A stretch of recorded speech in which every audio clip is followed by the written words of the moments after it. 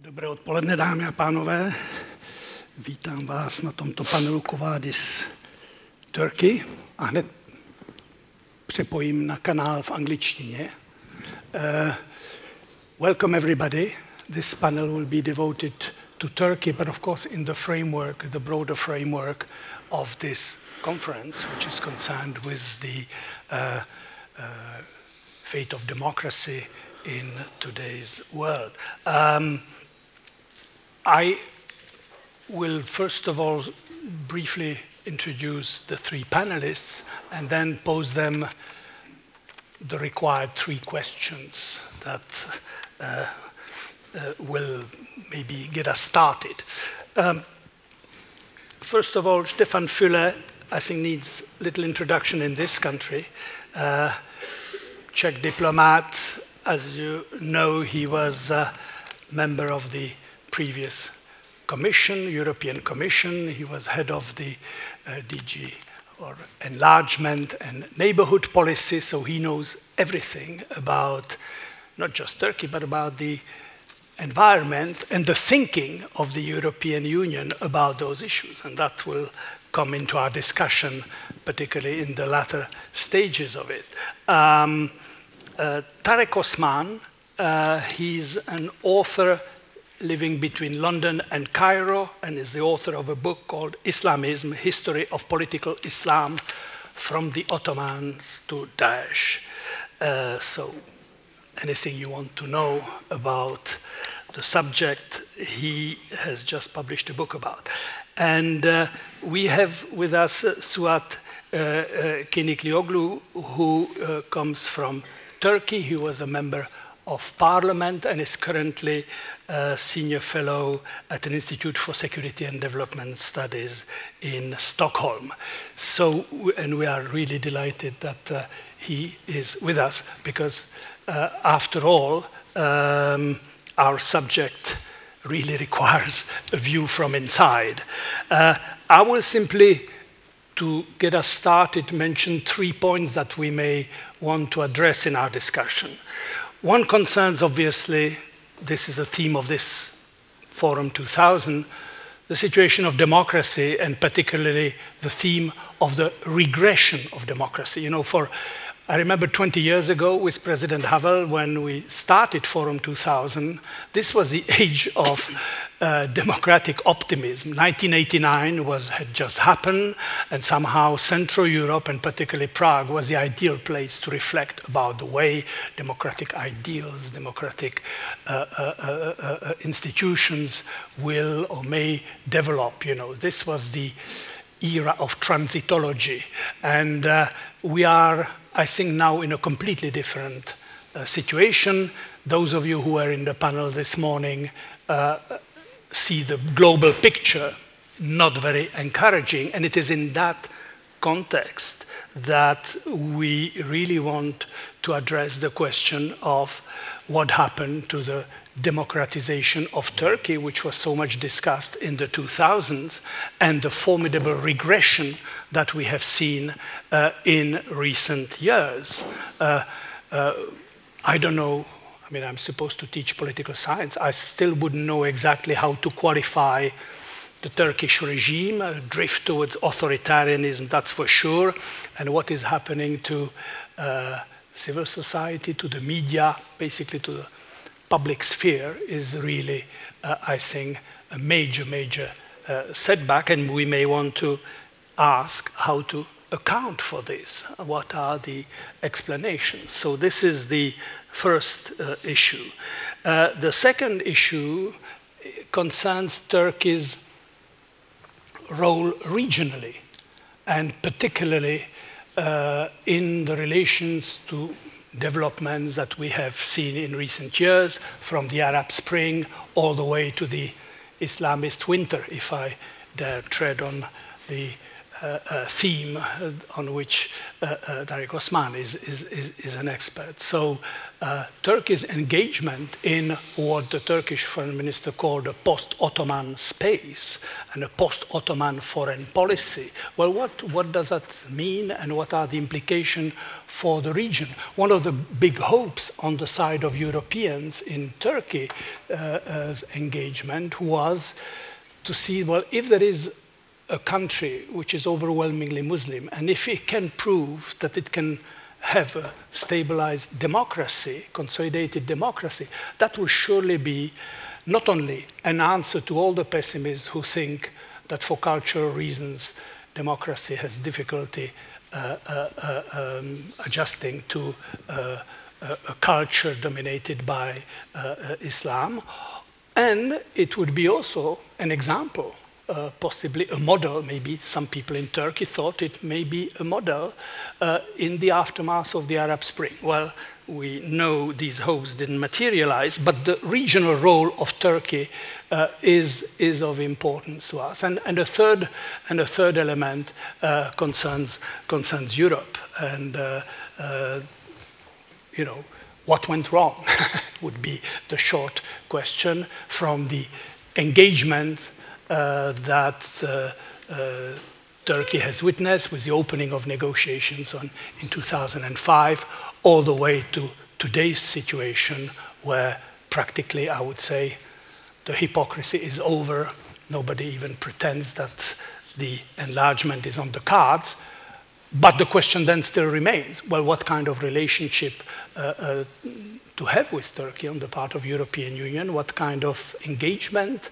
And I think that, yeah, we would want to hear from Stefan Fülle, who was present in the Commission at the time when this new policy vis-à-vis Turkey was designed, how he views the current relationship with Turkey. So let me start then with the first question. You don't have to answer all three questions at once, but at least if we perhaps start with the first one, that is the internal developments, the regression of democracy, to put it politely, how to interpret it, how to assess it.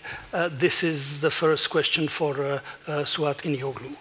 That's very disappointing, because I had prepared a speech for 47 pages, and I was going to answer all three questions, but oh well. Okay. Let's give him the 47. Yeah. I agree. I want to listen to that. Yeah. All right, well, the chairman has really laid out the optimistic and very cheerful mood. Let me contribute to that by the description. Let's put out a few things that I think will help shape the discussion. I'm not going to go into a lot of details because there are too many details. But the first one is really to recognize, I think, none of what happened in Turkey over the last 5 to 6 years has not happened in a vacuum. I was a speaker in the panel before the lunch, and I think I made the point. Both Turkey and Russia are two countries who feel excluded from Europe, from the European project.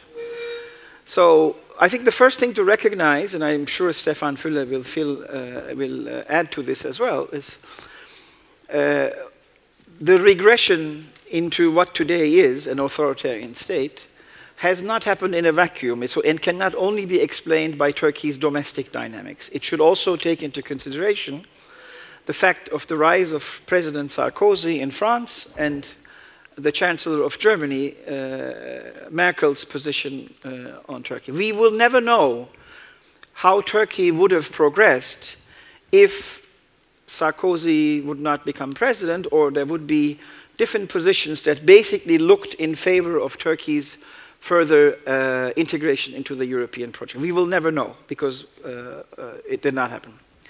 When the negotiation process started in October 2005, I thought, as a pro-European Turk, that from now on we would get more and more closer, and this project, with its ups and downs, and we were aware this was going to be a long time.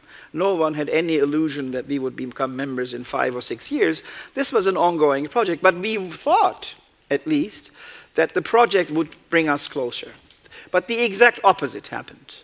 The project, the sensitivity and the developments inside Europe actually made, if you look at pre-negotiation relations and after negotiations began, there's a stark contrast there between the two things.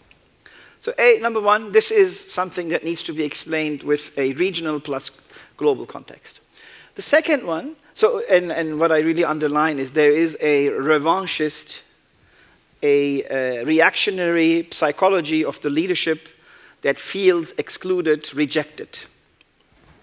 Now, this is in no way to legitimize or to whitewash what happens domestically. Of course, domestically, I think there is the urge to remain in power at whatever cost, especially after 2013 when the Gezi Park protests and a few months after the famous corruption scandal broke out. I think after the corruption scandal broke out, I think the urge to remain in power became more compelling. Third, and I always say when I was studying at Carleton University in Canada, when the Huntington article came out, we were all Turks because he mentions Mexico and Turkey as the torn countries. We were all up in arms. Huntington was wrong. You know, this is all rubbish. As a patriot, of course, you don't like if some American academic keeps saying that your country is a torn country. But, you know, looking back, I think we did them injustice. This is a very torn country. And it's not even divided in two. We had a conversation with my good friend Hassan last night about this. I think it's a country divided into three. There are conservative/Islamists. There are the Turks, secular Turks, and then there are the Kurds. At least three. If you go into the subgroups, you have the Alawites, you have whatever. But three main groups. Divided, torn, all have their own grievances and all have their own narrative about what has been happening. And it's extremely frustrating to find a common language in the country because you cannot even agree on the basics to have a debate. The fact that the media is fully dominated by the government prevents a normal national discourse to take place at the national level. But as I said before lunch, the only place and space where there is some debate or some discussion or expression of political opinions is social media, more precise, Twitter and Facebook. And that also is now, as I said, as many authoritarian regimes do, pretty much poisoned by organized efforts to manipulate or to, with all these bots and machines, etc., to discredit people who have opinions. We also saw the hollowing out of institutions, the judiciary, the media, NGOs. So you no longer have the armed forces. So you have all of these institutions who used to have particular weight and independence to some level in influencing the process, but that is all gone as well. Let me just conclude by the first round by saying it's a very complicated case, but Turkey should not be seen as an individual case. If you look at Russia, if you look at, I call this in this book that we wrote, which is out there from last year's presentations here, I call it aggrieved nativism. It's aggrieved, it feels excluded, it wants to react to this sense of exclusion. I think the Russian case is very similar. And I think treating it, of course this panel is about Turkey, but treating it as an individual case is inadequate, to say the least. We are talking about a more regional, global problem, about a reaction towards globalization, an attempt to undermine open, tolerant societies, diversity.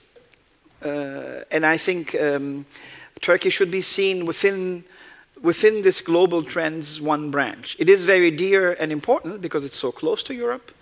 We continue to trade with each other. we continue to cohabit the same geographic space, regardless of whether Turkey will become a full member or not. It's unlikely that it will become. The fact is, millions of citizens of Turkish descent will continue to live in Europe. Turks and Europeans, whether they like it or not, will continue to cohabit the same geographic, geocultural, geoeconomic space. And I think the challenge for people who, like Stefan Füle and Tarek and others, is really how can you reformulate a relationship that can go, which is dead by now, this negotiation track, but how can you formulate a relationship between Ankara and Brussels and other capitals without giving up from your values, without budging on fundamental values such as human rights, freedom of expression, freedom of assembly, basic values that make many societies open, transparent, accountable. And that is a big challenge for decision makers because countries in Europe have interests. They have companies who trade with Turkey. They have Iraq and Syria, where Turkey is holds an extremely strategic location, including millions of refugees, which is a big issue here as well.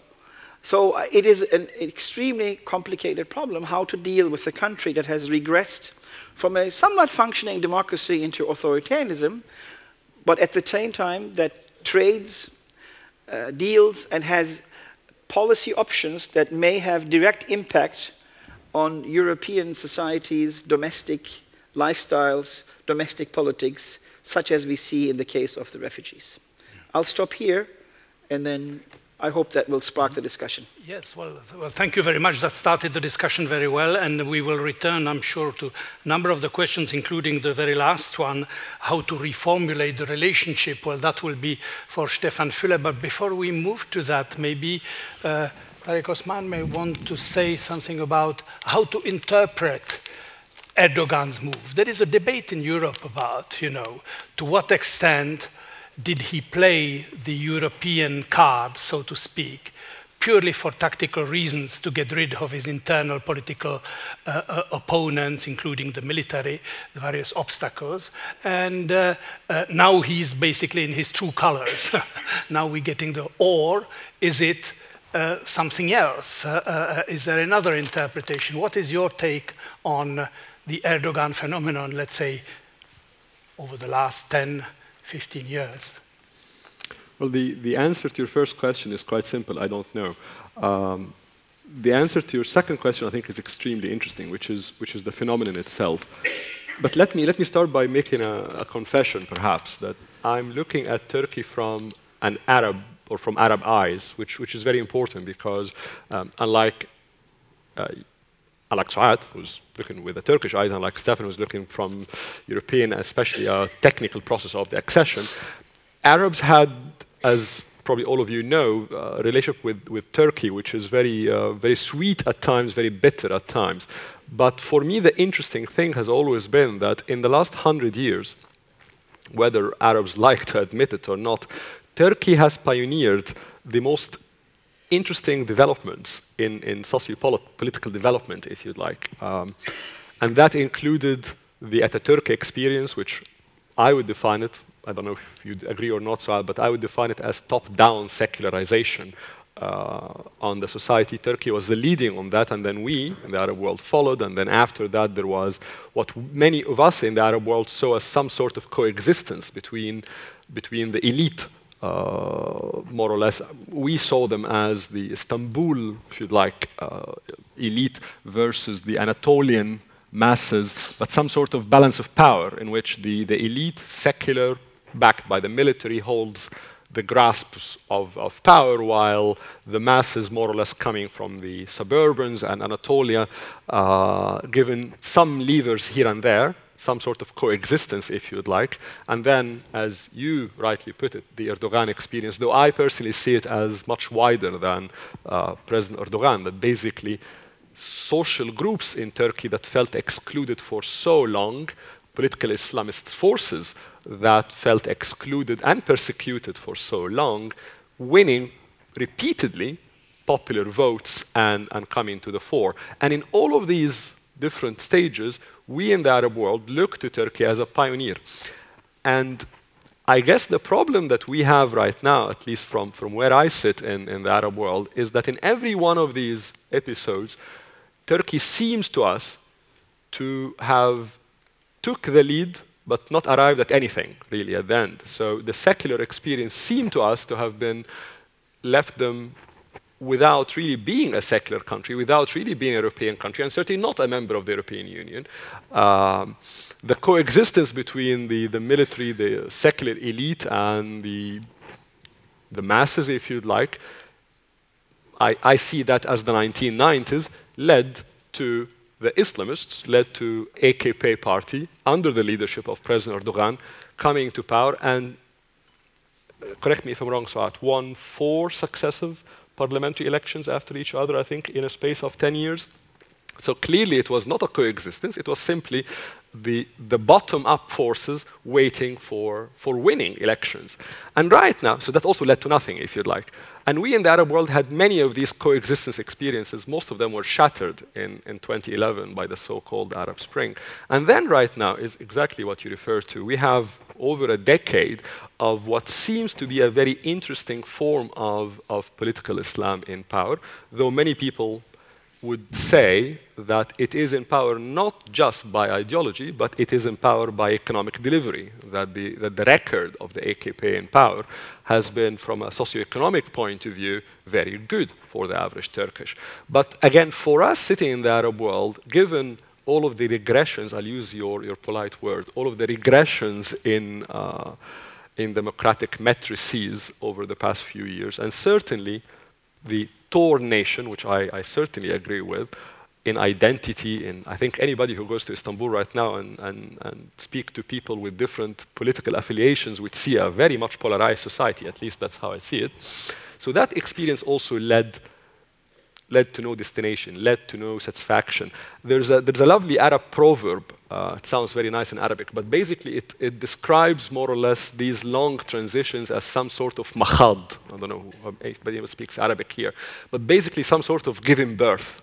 But the Arab proverb ends by describing the agony, if you'd like, of giving birth with a successful ending, that you do have the newborn child.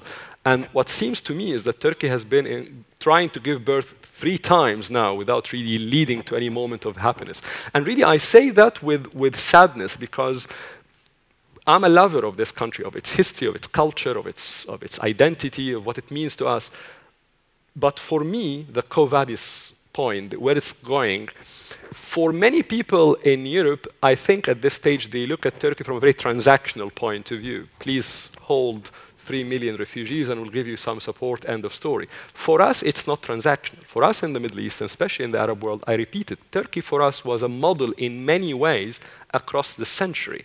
And the fact that it has not arrived at any satisfying result is actually very, very problematic to us, because it makes our problem also, or problems, seem prolonged for some time. So I'll end not really with any analysis of Turkey, but rather raising questions that we are thinking about, but maybe from different perspective than you are seeing them. Mm-hmm.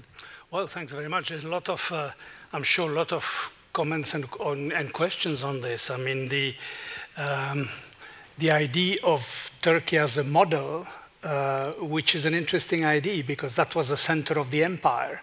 And you can see a number of the Arab world countries as sort of, former parts of the empires, and a number of the common legacies that are there. So I think that we have I think, something, a common space, and in which Turkey was the only strong functioning state. The others seemed, at least today from a European point of view, as weak or failing states in which prospects for democratization therefore do not seem too good. So the idea of the Turkish model, I don't know how plausible it was during the Arab Spring, but certainly today it seems like a very distant one, unless, of course, the Turkish model becomes something else from what it used to be in the past.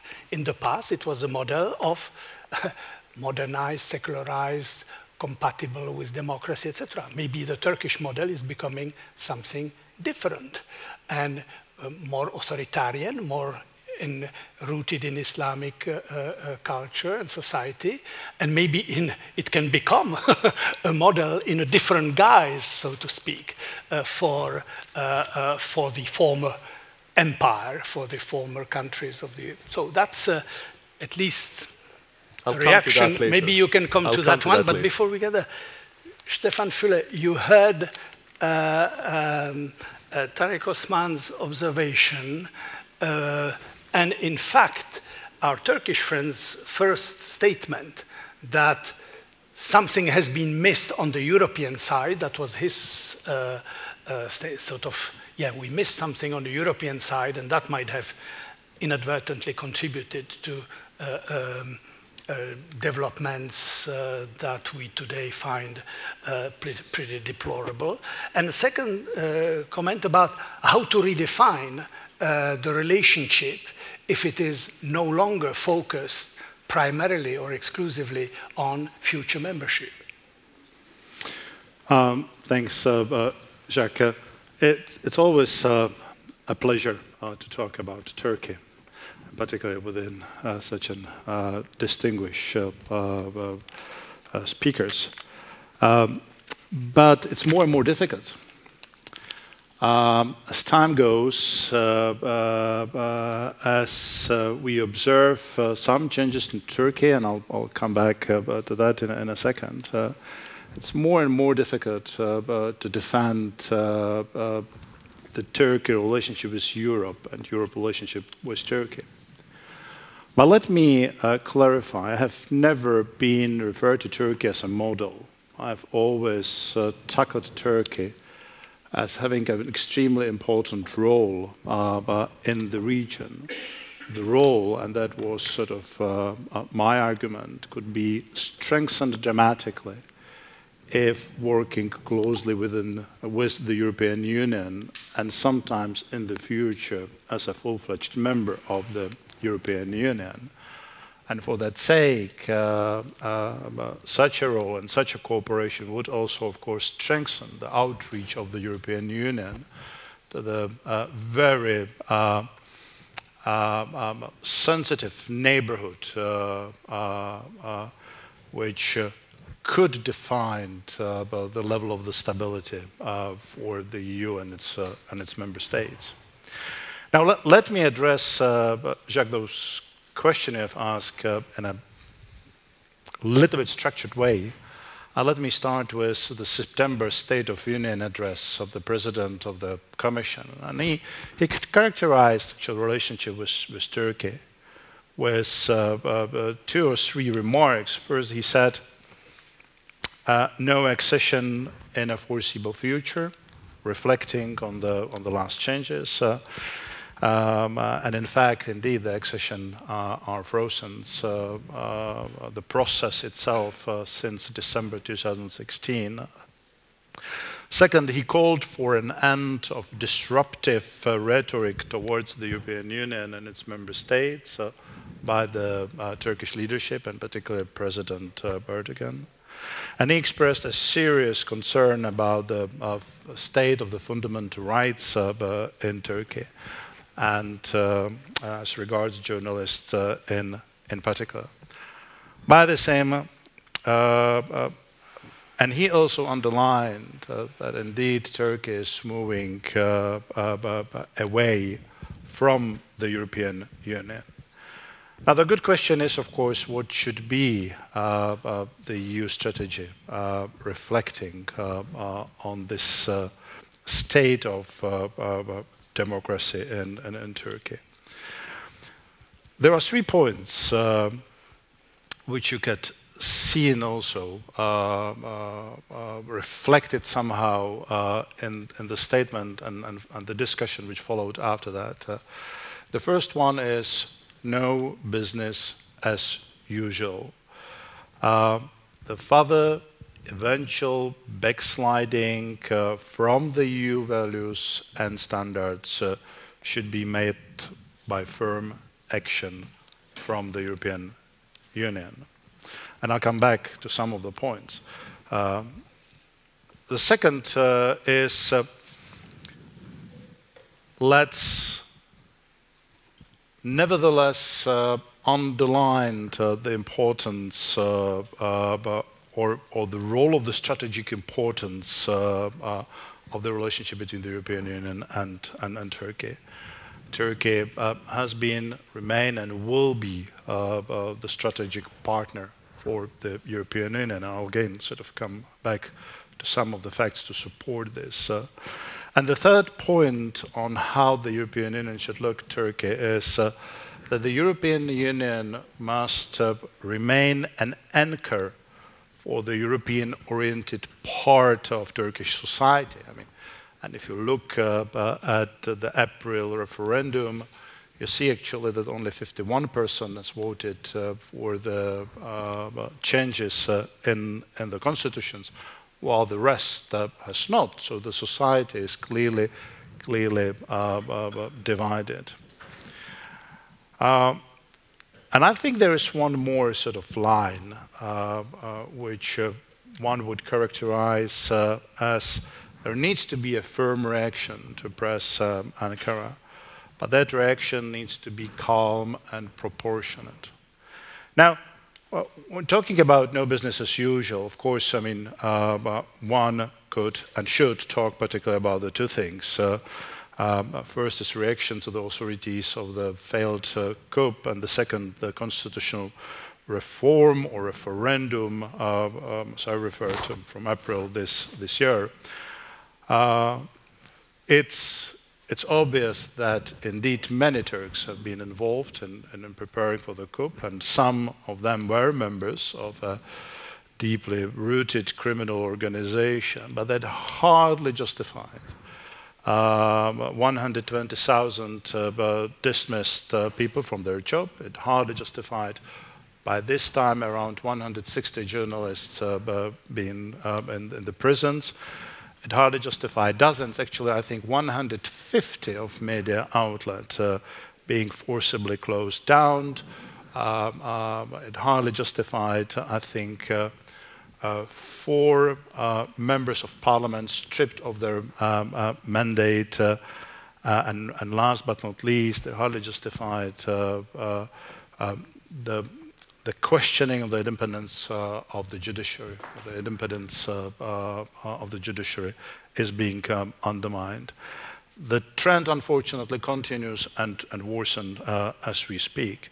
Now, the constitutional referendum itself left a little hope that Turkey will preserve the rule of law, a separation of powers and checks of balances. And although some of the changes are foreseen for the end of 2019, some of them are already in action at this point of the time, like the President Erdogan right to nominate the candidates for the Council of the Judges and prosecutors, undermining indeed the independence of the judiciary. And I guess in the debate we could talk about the impact and the pressure on civil society and human rights defenders and so on. Now let me come back to the second point I made about the geostrategic importance. And here let me mention 3. Immigration. We all know about the EU-Turkey statement of March 2016, and there has been a lot of debate how successful it was or not, but the figures are clear. Since that time, the number crossing the Aegean has dropped by 97%, and so the number of the deaths in that sea. The second point, which is important, where the Turkish role is indispensable, is dealing with Syria and dealing with counterterrorism linked to Syria, where Turkey is a key player. It is also a transit country for many of our own citizens reaching Syria and eventually coming back. Energy is another field which is Turkey is important and playing a crucial role for diversification of our energy resources. And I would also add the modernization of the customs union, which is in power for the last 20 years, but needs to be modernized. It already turned European Union into the most important trade partner of Turkey. It has brought the legislative framework for the EU business to deal with Turkey. It's not a gift to Turkey, it's also for the trade and economic interest of the European Union that this customs unions be modernized. Now, I thought also as a third remark that the European Union must remain an anchor for European-oriented part, and let me finish on this third point, because there are three shorter suggestions. And for me, by the way, the continuation of the accession process has been important because of the two reasons. First, because no one has come out with a better alternative to organize a relationship with Turkey. And second, because it was the only way how to keep the EU values and principles as benchmark for Turkish reforms. But there are 3 points to be made, more of a personal nature.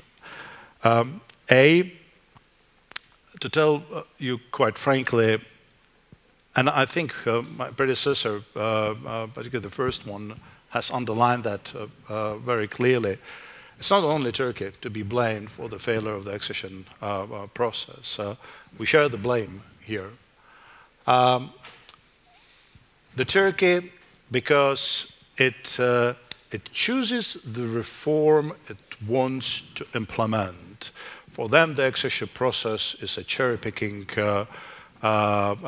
exercise, and it's bad because the reforms are engine of any accession process.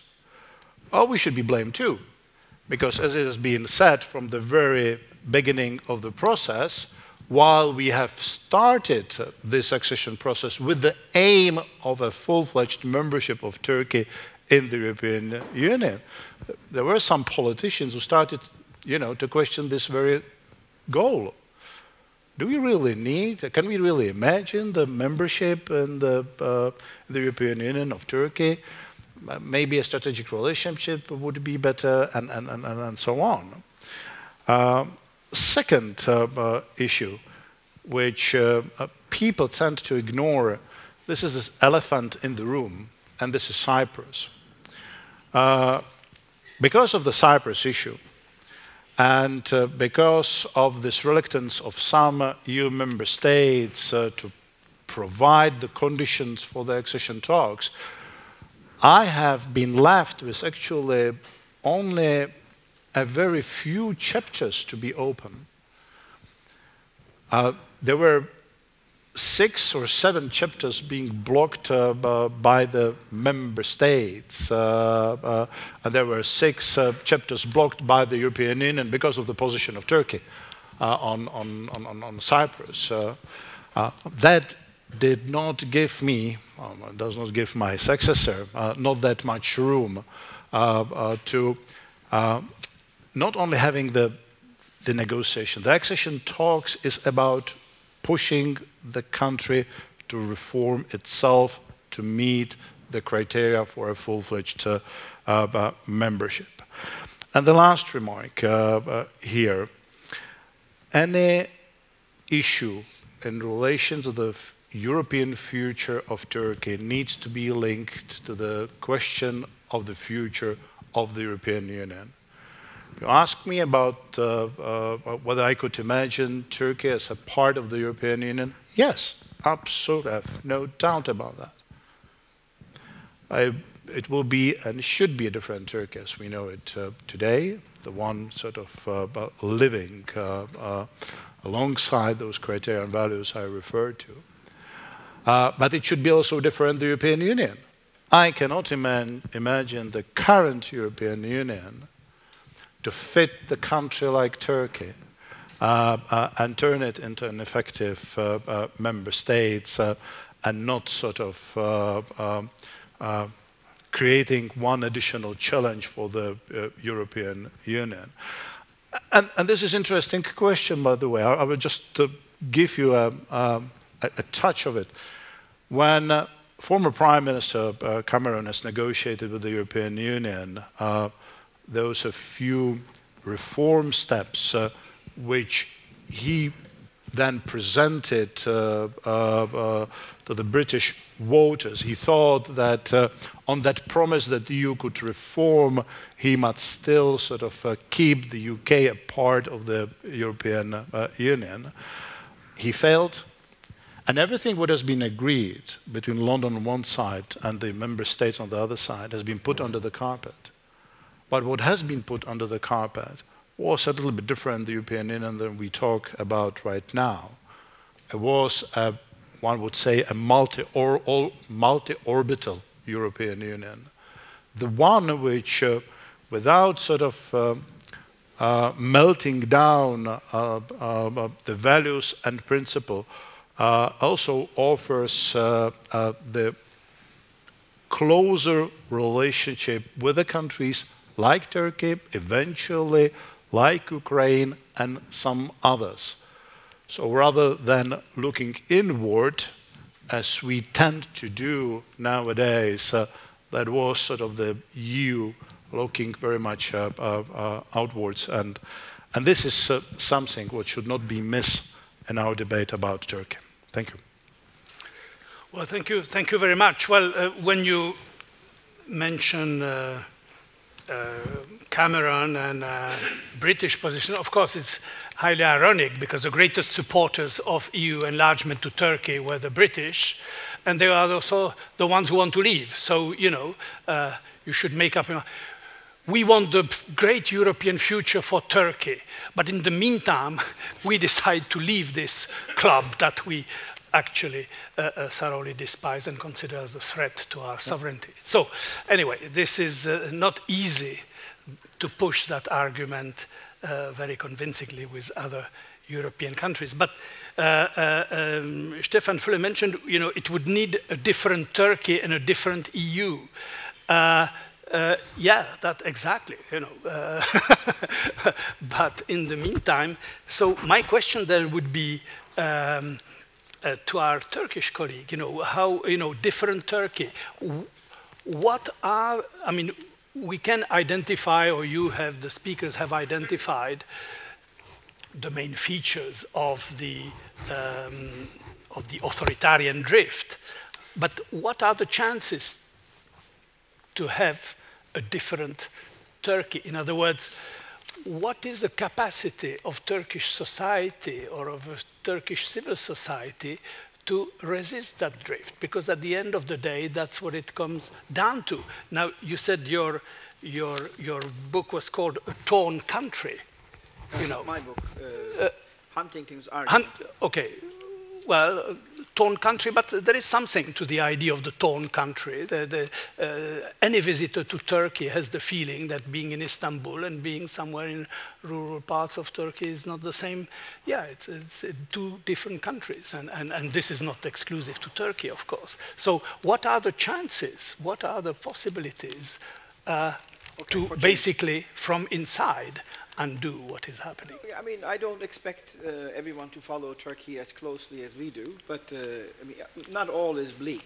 I mean, this the last 3-4 years have demonstrated, especially since last year, since the very close vote in the April referendum, despite whole media dominance, immense campaigning advantage of the yes vote, the whole municipalities, the whole state behind the yes vote. It was a very close margin, and God knows whether it is the real outcome or not. So I think not all hope is lost. Turkey can change, but we need to also articulate a few facts about our opposition. Turkey has a very weak opposition. The main opposition party, despite all of what's happening, still is polling around 25% in the polls. One needs to understand that the Turkish political scene, especially on the opposition side, lacks true leadership. I mean, how can you explain a country that is going through such turmoil, through such democratic regression, economic hardship, huge foreign policy failures, but still the opposition is polling around 25%. So that, one should, we know what the ruling party is doing and what it has been doing and why it is doing. But the picture is more, is one reason why it's been so bleak and why it has come to this stage is also the absence of a robust opposition. Now, in the absence of that, as we saw in the April referendum, people took matters to their own hands. And there was no unified no campaign in Turkey. No one directed the no campaign. The main opposition party did its own thing, the Kurds did their own thing, civil society did their own thing, artists, cultural circles did their own thing.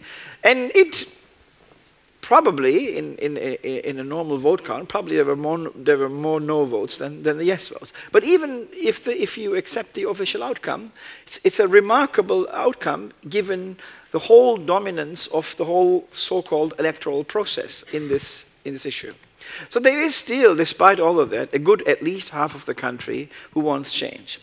Now the good news is, and as polls now indicate, post-referendum polls, many conservatives voted no. Because many conservatives who actually bought into the ruling party ticket, including myself in 2007, when I joined the party, we joined the party under the premise that we are going to Europe. And the biggest joke when it comes in Tarek's tradition, as he was giving us Arabic proverbs, is when I said, maybe last year on Twitter, we got on this bus with the hope and expectation that we were going towards Brussels, but the driver turned around the car and we were dropped off in Raqqa. And this is what happened. And I think many conservatives now realize that. And if you look at the post-referendum polls, there is around 9 to 8% of conservative vote that shifted towards the no camp. In the referendum, Istanbul, Ankara, many major cities voted no. Many major cities voted no. So, if you want to be on the more optimistic side, you could look at this in this way. You have to be optimistic, though. We had the secularist, as Tarek said, top-down experience. And unfortunately, secularism became associated with authoritarianism because the early decades of the Republic were authoritarian, and secularism came down from the top. But now, we have the reaction to it, an Islamist conservative reaction, which has been successful at the beginning because it wasn't really Islamist at the beginning, it was more conservative, more mainstream, with a pro-European agenda. Now you have, where it is now, Turks are extremely unhappy. And it's not only the opposition to it, it's people who support the ruling party also are extremely unhappy because they also wake up to an extremely polarized, torn country. And they are no longer happy. There is no success story to be told. When I was in Parliament and I was visiting Olli Rehn, we had a lot of good things to talk about. There were 500 Arab journalists who followed the beginning of accession negotiations press conference. 500 journalists from the Arab world followed that. Because Turkey's beginning to accession negotiations signified, in some respect, that it is possible to have a predominantly Muslim country, a working democracy, a functioning democracy, and a growing economy. Now, I never bought into, and I don't think Turkey ever positioned itself to be a model or whatever, perhaps an inspiration, whatever, but not really a model for other countries. That's not Turkey's place. Every country has its own development, etc. But I still think there is hope, and I think we will see either next year or in 2019 when it will come to the presidential vote. There is one woman who is right now campaigning Mrs. Akşener, so she's sort of a nationalist woman, but who will be campaigning on the premise of if she would be elected president, that she would roll down the presidential system, the whole new executive powers that have been given in the recent referendum, and move Turkey back to the parliamentary system. That's the campaign she'll be running on. Now, of course, the question is it still capable? Can we still talk about free and fair elections in Turkey? I don't know. We will see that. But if you have a more long-term perspective, you could see strong secularization for decades, a lot of turmoil in between, then a conservative, now increasingly Islamist reaction to it, and still quite a discomfort. And in an optimistic scenario, you would have a mainstream political movement that would learn from both the earlier and the more recent experience. That would be the ideal, where Turkey would both move away from militant secularization from top down, and also from Islamization, as it's currently the case, and try to find the medium. Now, history does not flow according to our wishes or desires, nor is there a logic to it. None of this may happen, and Turkey might actually descend into chaos. Turkey might see quite of internal commotion. But I still believe in decades-long of Republican experience that will eventually succeed in overcoming this. Because Turkey is ill at the moment. I mean, Turkey is going through a very rough stage. It's very tough for Turks, from whatever political persuasion you're coming from. As I said, also pro-government people are extremely unhappy. They know what the country is in. At the moment, there seems to be no way out. But from a more long-term perspective, I am optimistic. Turkey will overcome this, and Turkey will come to its senses, and there will be a rebuilding process. It will be tortuous, difficult, probably very conflictual. But I don't think this is the end of the story. I don't agree with the narrative. This is all over. Turkey has become some authoritarian, Islamist, whatever country, and that's it. We just should leave it there. That's not the case. There are millions of Turks who feel otherwise. They are not well organized. They don't have a true leadership. That's true.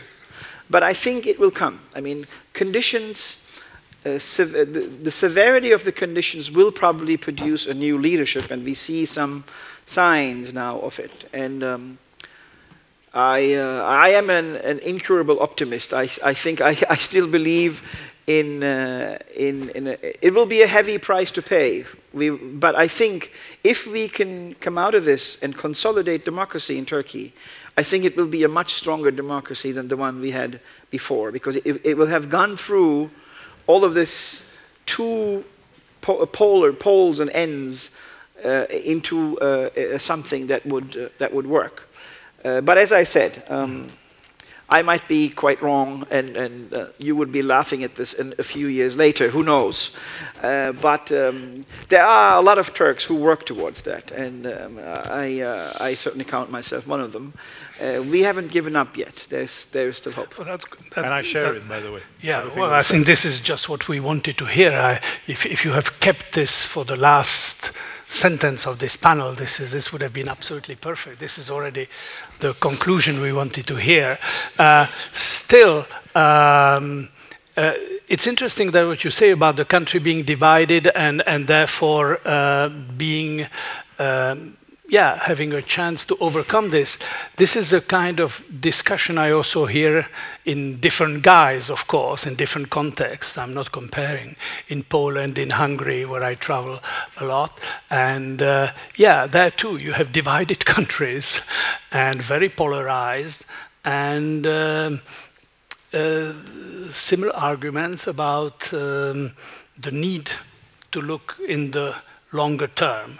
But of course, this is for countries who are within the European Union. This is not the case of Turkey. And therefore, the question would be, would the environment in which Turkey is today, the regional environment and perhaps more broadly, is it favorable? Is it conducive to such a change? Because, there is a whole line of thinking which says, well, you had the great democratizing wave post-89 that lasted about 20 years, and now we have a sort of authoritarian regression, backlash, and, from Putin to Erdogan and the long list that could be added to that, doesn't create a particularly favorable environment. What do you think about the regional environment if we were to bet on the two options that were proposed here?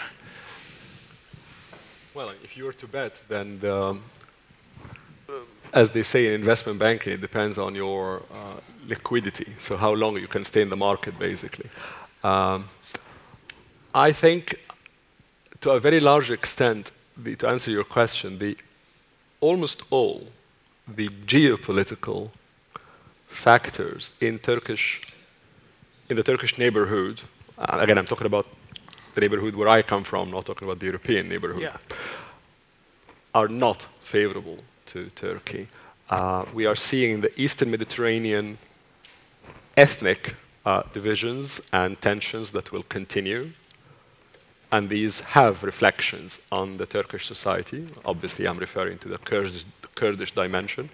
We are seeing sectarian tensions, whether it's between Sunni Shia Islam or it's between other forms, whether partly also the situation of Arab Christians, for example, in the Eastern Mediterranean. So there's lots of religious/sectarian tension in the Eastern Mediterranean, in which Turkey actually, for good or bad reasons, has been a bit embroiled in, and therefore they do affect at least the image of Turkey in the West. That's anybody who follows you much better than I do, of course, follows French media, would see more or less the old Turk mindset being reflected sometimes there.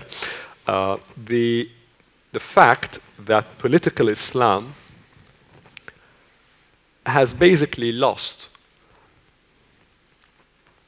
in the past 6 or 7 years, after quite a rise, whether in Morocco, in Tunisia, in Egypt, even in Kuwait at one point in time, all of these political Islamist forces have effectively lost the prominence that they had at that period. That reflects on Turkey, especially given the ideological background of the AKP party, so that also reflects. And I can go on. So the geopolitical neighborhood, I think, makes Turkey not in a very favorable position. Now, if you extrapolate a bit to the future and say, what kind of trends we are likely to see in the Eastern Mediterranean in the coming 5 years, sadly, we are also potentially going to see confrontations even worse than the ones we've seen right now. Whether we are seeing potentially a confrontation between another group of militant Islam, whether it calls itself ISIS or something else, the ideology is there irrespective of the name of the group, with forces, order forces, or forces of a state, that will happen on the borders of Turkey, and Turkey will be somehow caught in that, whether we see potentially eruption of something new in Syria. I'm not in the school that says the Syrian conflict has ended. You do have a situation where about 400,000 people died in the past 6 years, about 10-12 million people have been displaced. That doesn't end with a peace talk in Geneva or Asitana. There is a level of revenge and vengeance that will come back to the Eastern Mediterranean. Turkey will be embroiled in that. Whether we see another confrontation between Israel and Hezbollah in the coming few years, which I would say potentially likely at this stage, Israel will find itself embroiled somehow in that. So all of these factors, I think, will keep Turkey very drawn to a very problematic area, which I think, given the coup of last year, given the polarization in the society, given probably some economic matrices that are not very favorable right now. So all of that, I think, will make the situation in Turkey, will not be favorable for a very smooth situation in Turkey. But let me end on two things that I think are quite positive, actually. And they are coming from the region and resonating well in Turkey. And one of them is I think anybody who did any sociological work in the Arab world and in Turkey comes with a very clear impression that the youth are very angry and annoyed. And they're not particularly happy at all with two things, with the structures above them, but also with the experience of the past 6 or 7 years, which creates, I think, I'll put my political economist hat a bit, which creates inevitably a wave of change that I think this time will not become waves of demonstrations. I think anybody who absorbed the lessons of the period from 2011 to 2014 across the Arab world feels that what's coming is not necessarily waves of demonstrations, but waves of energy that maybe will come from civil society, maybe will come from the private sector, maybe will come from academia. I don't know, but I don't think it is. It will be a wave of energy that will challenge all of that. And I think that's positive because it's happening in Turkish neighborhoods and certainly in Turkey. And that's I cannot quantify that, I cannot describe because I have no idea, but to my mind this is probably the most potent social force in the wider Middle East right now, including Iran, by the way. And the second thing, which I think is also very positive, maybe in Turkey more than in the Arab world, is, to my mind, the dominance now of the private sector, of the idea that the free market is here to stay, and that the state really, the social contract whereby the state provides for the people, whereby the jobs will come from the public sector, whereby subsidies are coming from the state, blah, blah, blah. I think that has ended to a very large extent. And the growth of what used to be called the Anatolian tigers, I don't know if that's still relevant or not, but the idea of small and medium-sized enterprises, people who have a stake in the game, who now really not driven just by ideological impulses in their voting, but the impact on their taxes and on their property and on their business and ability to export to France or to Netherlands, that's irreversible in Turkey and certainly in parts of the Arab world. And that builds, I think, on the first one. So what I'm trying to say is that you do see some socio-political forces that I think are forces for good, for change and for good. How they would manifest themselves, I have no idea. And if you know, that's probably where you should bet, because that's, I think, the winning wave in the Middle East in the next 10, 15 years. And if I were just to end on one thing, I think actually that's also where Europe needs to probably pay a lot of attention, because naturally, at least from an economic point of view, the values of that group are probably the closest to the values upon which the European Union was built. But that's just an observation of an outsider, if you'd like. Well, very interesting, and these are, again, arguments for not losing hope, although all of them can be sort of, if not turned upside down, they can, we can qualify them. To have people who support the rise of markets and a market economy and no longer reliant on state subsidies, that is generally the trend, but we have seen that combined with conservative Islamic, but it doesn't necessarily need to democratization. There's been now plenty of articles written about the rise of authoritarian capitalism. Yes, we can have authoritarian regimes, and there are varieties of them, and maybe Turkey could provide one of them. So I would like to hope that necessarily, free markets lead to freer societies.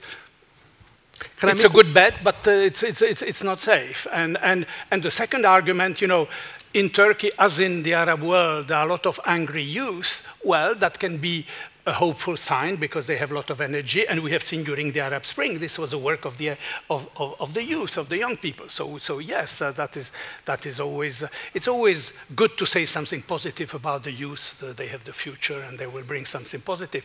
I remember Václav Havel in this country when he was tired of the political class here. He would say, yes, but there is young people, and they will be coming, and they will be changing that situation. Yeah, it's always good to say, especially in an audience like that, to say something cheerful and upbeat about youth who's going to. Jacques, I'm slightly Can you say one Unfair. thing? Angry youth can produce very nasty backlash against democracy.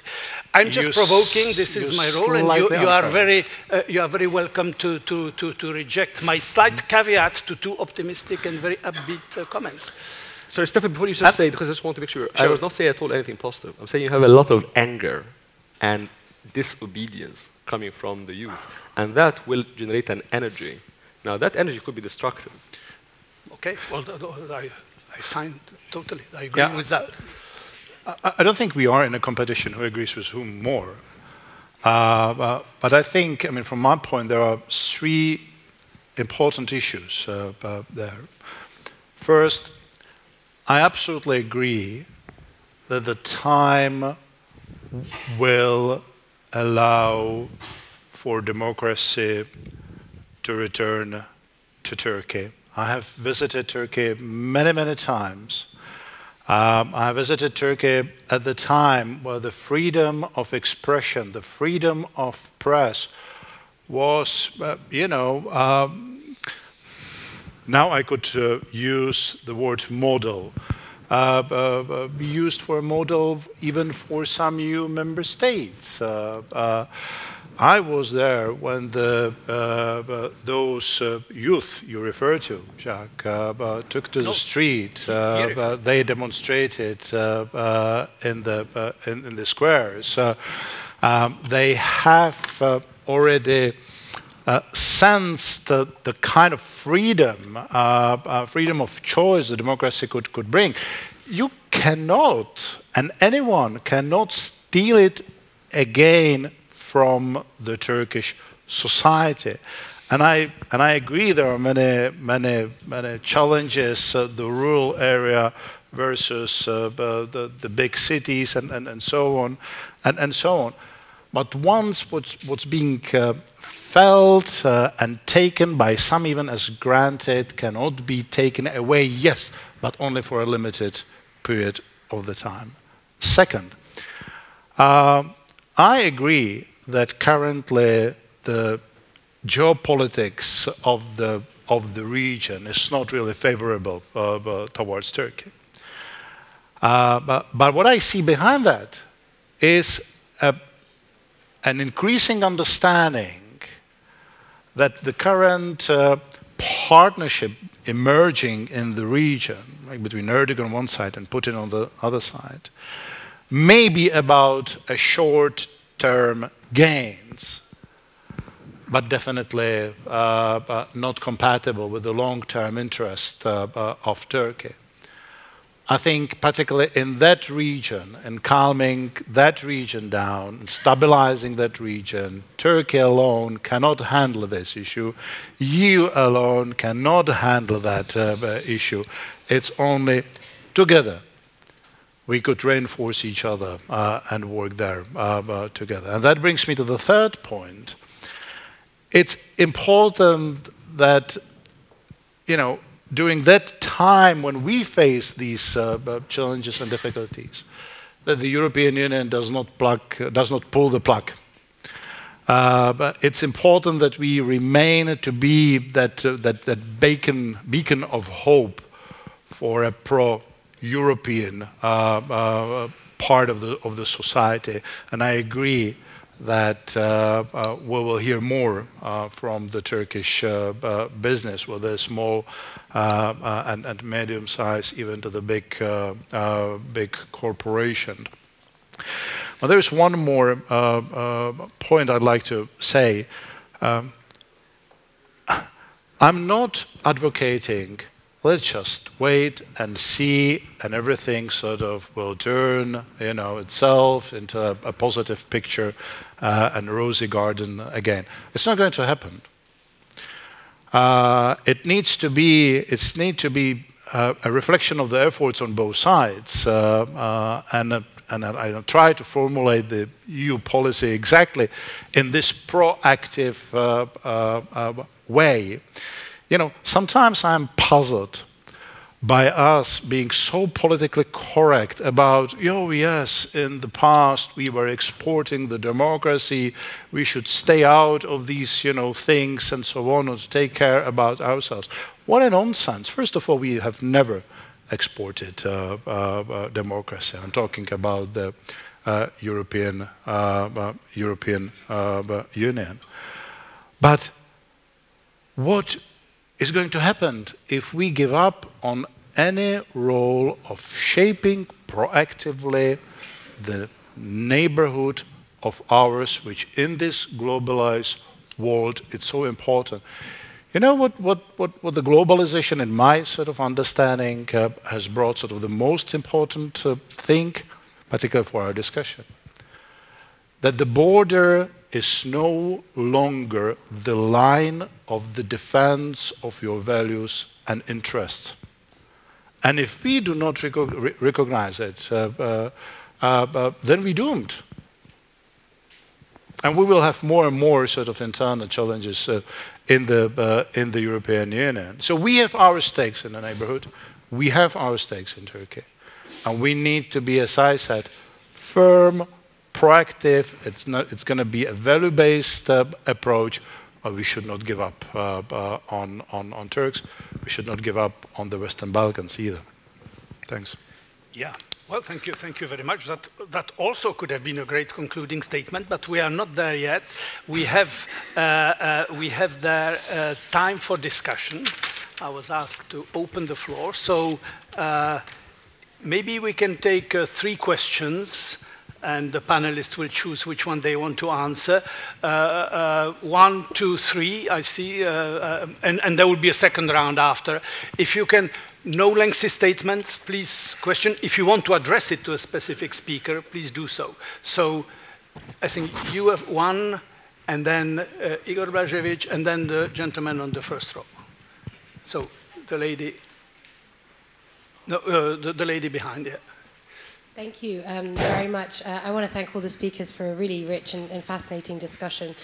I do have a lot of questions, however, I'm going to use my moment for a statement. Excuse me if you'll bear with me. This is my first time at Forum 2000, and this is the 3rd panel, of which I almost walked out because there are no women on the panel.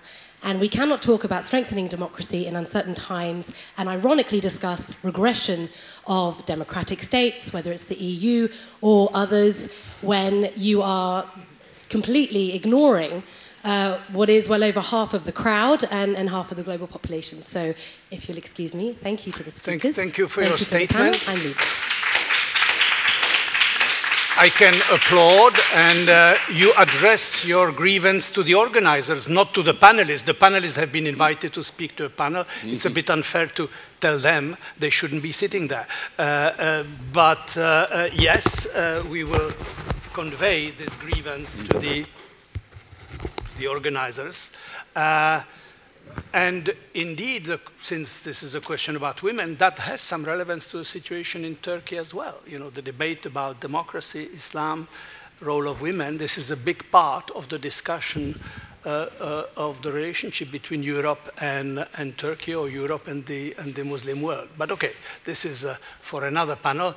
The gentleman in the first row. Okay, I have one question to Mr. Füle. Now that somehow nobody basically foresees or believes in accession of Turkey to the EU, to this prospect, what is the leverage of EU on Turkey? So it's a simple question. Or maybe Turkey has actually greater leverage on the EU now because of, you know, migration, etc. And another question to Suat Kiniklioglu. Suat is fine. Okay. You said that, you know, there is this anger or dissatisfaction and opposition to Erdogan's rule, but there is no kind of organization and strong leadership. But is it just about organization or leadership, but also what about agenda? Because I guess there are different groups that don't like Erdogan, maybe for different reasons. So what can be unifying agenda for them? Because maybe Europeanization, European integration, after this rejection from Europe, it does not work so well. So, okay. General mood, whatever, yeah. So what the unifying agenda may be? Thank you. Igor Blažević here from Prague. I just wanted to thank you very much, Stuart, for reminding us, let's say, that the situation is not so bleak, let's say, because there is a tendency to look at Turkey now as a very, very bleak, and I really appreciate a lot that you reminded us, let's say, that don't look it over pessimistically. So my question is, you have said, and I agree with you, that European Union as an institution and European member state governments has in a certain way betrayed, let's say, you as a European Turks. Now, in current situations, are there European institutions like academies, cultural institutions, civil society, which are in a solidarity with you? And are you getting, in a certain way, support, solidarity, standing by you, or you feel abandoned also by the society in Europe, meaning cultural, civil society, academic institutions? Okay, so we have... who wants to start? I could start. You want to start? I'll be short. On the first statement, what's good actually that if you look at the EU policy, it's being run for the second consecutive woman, Federica, after Cathy Ashton. If you look at the External Action Service, you have that representation of women much better balanced than sort of what you see in front of you. So don't worry. I mean, us presenters, you know, the balance here has nothing to do with the balance of those who really sort of are policymakers, and that's important. The second leverage, I think the leverage is the same as dozens of years ago when Turkey for the first time applied for membership and work on the association agreement and so on. I refer to some of the interest on the EU side, and I still consider the most important on the Turkish side the EU membership helping Turkey to become a modern country. And also helping Turkey to face with another impact of globalization. That second impact of globalization I'm going to refer to is that size matters again. We had a 19th and 20th century as kind of abnormally, where even the medium-sized country at that time, as the UK was able sort of to, you know, run the world affairs almost, because it has privatized the results of the Industrial Revolution. You cannot do that anymore. So the size matters again, and the bigger you are, the bigger potential you have to deal with the consequences of globalized world. And there are many in Turkey, particularly from the business, who understand that. Okay. Let me, your question about the agenda. I think it would be incorrect to expect the challenge to the current authorities to come from a pro-European position. Because the Turkish domestic political discourse has been so poisoned, as we see in many of these authoritarian examples about foreigners, foreign agents, the West is doing that, this doing that. It has poisoned a rational view of the West, Europe, the European Union as an actor.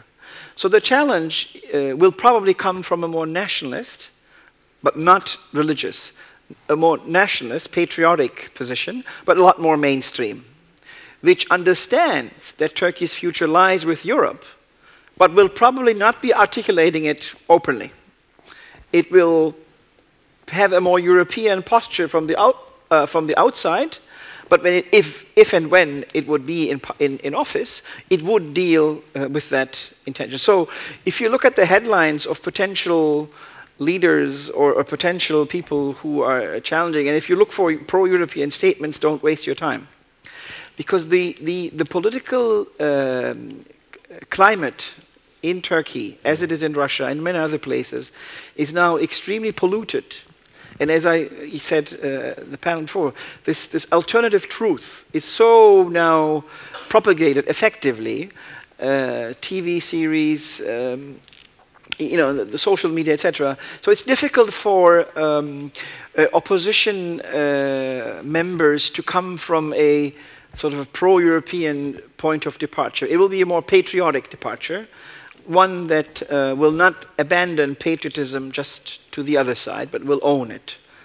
But it will be more mainstream, there's no doubt about that, and mainstream that would understand that Turkey's interests lie in a pro-European vocation. On your question, which you will have to remind me now.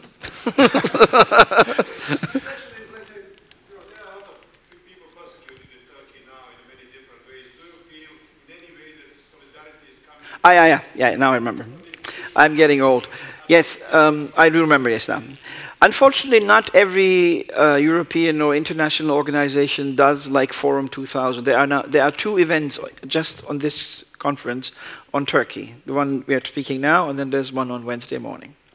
So I actually do not see that solidarity. The overall climate in Europe and in North America actually is the following. Turkey is just a bad story. There's nothing we can do about.